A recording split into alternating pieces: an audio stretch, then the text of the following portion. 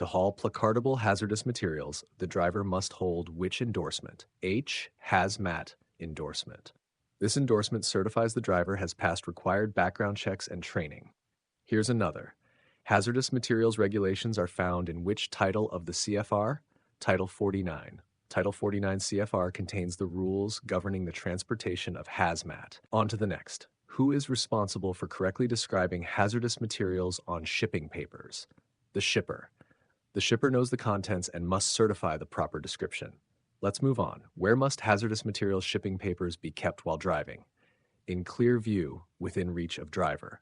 They must be immediately accessible in case of inspection or emergency. Next one. What placard is used for Class 3 materials? Flammable liquids Class 3 placards warn of liquids with flash points below 60 degrees Celsius. Here's another. A cargo tank carrying chlorine must stop how far before railroad tracks? 15 to 50 feet. Federal rules require this buffer to ensure safe crossing. On to the next. Which placard color background denotes oxidizers? Yellow. Oxidizer placards use a yellow background with a black flame over a circle.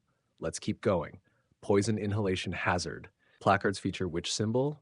Skull and crossbones. This symbol warns of toxic gases that can be inhaled. Next one. How many identical placards are required on a placarded vehicle? 4 placards must appear on both sides and both ends of the vehicle. Here's another. What device must be carried when transporting Division 1.1 explosives? Written route plan. The route plan ensures compliance with security and safety requirements. On to the next. What packing group indicates medium hazard? PG2. Packing group 2 materials pose a medium level of danger. Let's move on. Which class covers corrosive materials? Class 8. Class 8 placards warn of acids and other caustics. Next one. When may a driver rely solely on the shipper's certification of packaging? If the package appears undamaged and proper respactor, a visible inspection confirms the shipper's packaging is intact. Here's another. How often must you inspect placards on your vehicle? Before each trip. A pre-trip check ensures all placards are present and legible. On to the next. What is the purpose of the Emergency Response Guidebook, ERG?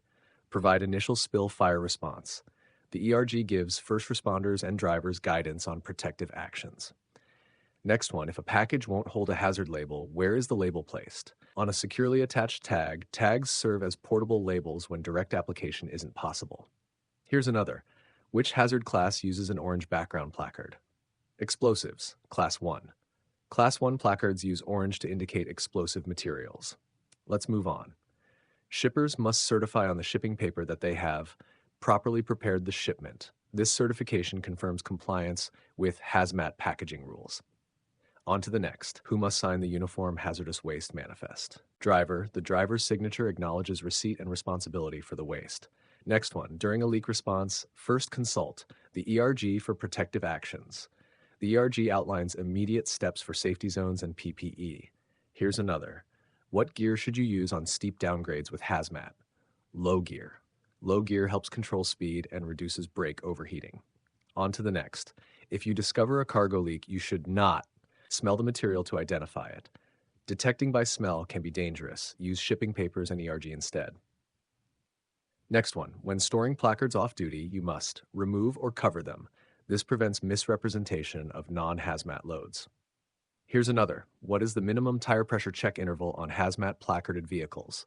Every 2 hours or 100 miles. Regular checks help prevent blowouts and maintain control. On to the next. What must you do before fueling a placarded vehicle? Turn off engine and a 10-nozzle Dampfnachweis. This reduces ignition risk during refueling. Next one. Which placard number is for dangerous when wet?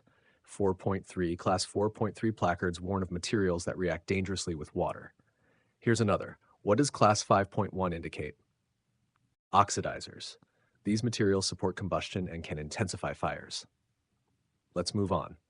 How often must hazmat employees be trained and tested? Every 2 years. Biennial refresher training keeps skills and knowledge up to date. On to the next. If you carry Division 1.1 explosives, you need a written route plan. Security-sensitive commodities require a pre-approved route plan. Next one. Where must emergency response information be kept? With the shipping papers, this ensures responders have quick access during an incident. Here's another. Which placard is white with a black flame over a circle? Oxidizer, Class 5.1. This symbol and color combination identifies oxidizing agents. Moving along, what must the driver do if placards become illegible? Replace them before moving. Clear placards are required for safety and legal compliance. On to the next. Who may inspect your hazmat shipping papers and placards? Law enforcement and DOT inspectors. These authorities ensure compliance with hazmat regulations. Next one. What information does the shipping paper's proper shipping name convey? Material identity and hazard class. This standardized name links to the correct class and handling rules. Here's another. On a multi-car rig, where are placards not required? Inside the trailer, placards must be visible from outside on both ends and both sides. Moving on, what is the containment rule in HMR? Proper packaging to prevent releases. Packages must be designed to contain materials under normal conditions. On to the next. Which class covers radioactive materials? Class 7. Class 7 placards warn of radioactive substances and their hazards. Next one. When must you stop to check tire temperature on placarded vehicles? Every 2 hours or 100 miles. High heat indicates potential tire failure, especially with heavy loads. Here's another. What must you do if the hazard class on the shipping paper differs from the placard? Refuse shipment until corrected. Inconsistencies must be resolved before transport for safety and compliance. Moving along, what is the feature of Division 1.4 explosives? Minor explosion hazard. Division 1.4 materials present a small hazard without significant blast effect. On to the next. Which placard is used for corrosive substances? Class 8. Class 8 placards display a test tube pouring on a hand and metal symbol. Next one. What container marking indicates highway route controlled quantities, HRCQ, of radioactive material? White and yellow diamond with RQ. These markings identify materials subject to route controls. Here's another. Which of the following is not a primary driver responsibility? Designing packaging. Drivers follow packaging requirements but do not design them. Moving on. How must shipping papers be identified during an enforcement stop? Tabbed or kept on top of other papers. Quick identification speeds inspections and reduces road delays. On to the next.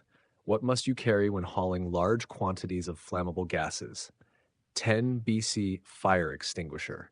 A rated extinguisher is required for potential gas fires. Next one. Which placard is used for non-flammable compressed gases? Class 2.2. Class 2.2 placards show a green background with a gas cylinder. Here's another. What is required of hazmat drivers at fixed pipeline crossings? Stop and look both ways. This ensures safety before crossing pressurized lines. Moving along. After an incident, what should you keep with you for responders? Shipping papers and ERG info. These documents guide responders on hazards and protective measures. On to the next.